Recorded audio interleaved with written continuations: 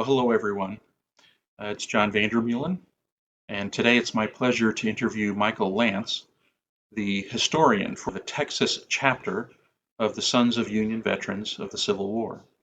Michael also serves as the commander for the Houston branch of the Sons.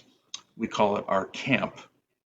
Uh, he has several years' experience conducting graveside ceremonies that help us remember and honor our Civil War ancestors. Mike, thanks for joining us for this interview today. You're certainly welcome, John. I'm glad to be here speaking with you. As you know, these public ceremonies that we conduct, we perform at the gravesides of Union Civil War veterans.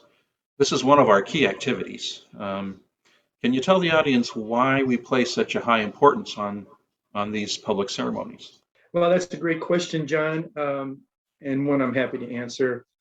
Our Civil War veterans, our soldiers and sailors from the Civil War died a long time ago.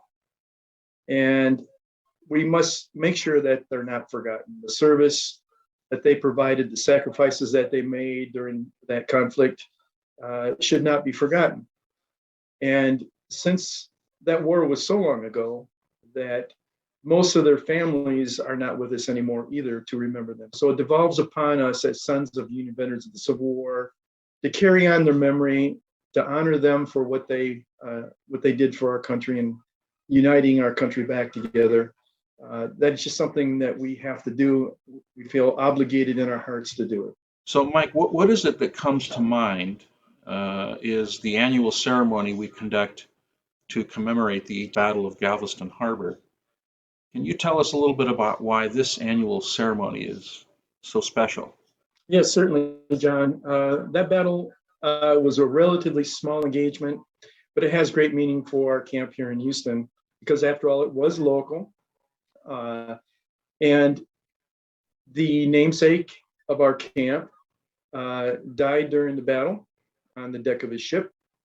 He was Lieutenant Commander Edward Lea of the United States Navy, and he is buried there at the Episcopal Church Cemetery in Galveston, and that's where we conduct our annual commemoration ceremony each January, as close to the anniversary of the New Year's Day 1863 battle as possible. Mike, there's a component of this Battle of Galveston story that I think is noteworthy.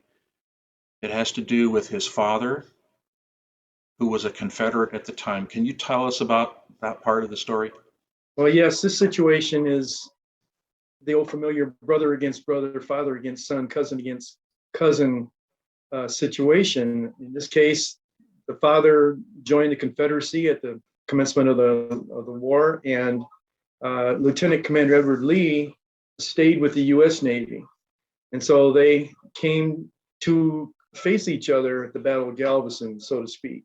The son was serving on the Harriet Lane, a U.S. Gunboat, which was rammed by a Confederate cottonclad. The two ships were linked together. The Confederates stormed from the Confederate cottonclad onto the Harriet Lane and overpowered the crew. And in the process of the close-up fighting, Lieutenant Commander Edward Lea was killed. Before he died, his father, the Confederate Major General, rushed on board to find his son, specifically to find his son, who he discovered was actually serving on that particular ship. And he found his son mortally wounded, lying on the deck, and he rushed to him to try to comfort him. They had a few words of reconciliation, and then the father dashed off to arrange for transport to get his son to a hospital on Galveston Island. But the son, Edward Lea, died before his father could return. Just before Edward Lea died, he was asked by some of the captors if there's anything they could do for him. And his last words were reportedly, "No, my father is here." And then he expired. And those words are memorialized on the top of his gravestone, his grave marker in his Episcopal Church Cemetery. That is quite the story, a real tearjerker. Well, Mike, thanks again for joining us today for this interview. Well, thank you, John. And I wish we had more time because there's a lot more details about that Battle of Galveston and a lot more intrigue that we could go into, but I know time is short. And so I'm hoping we can do this again soon.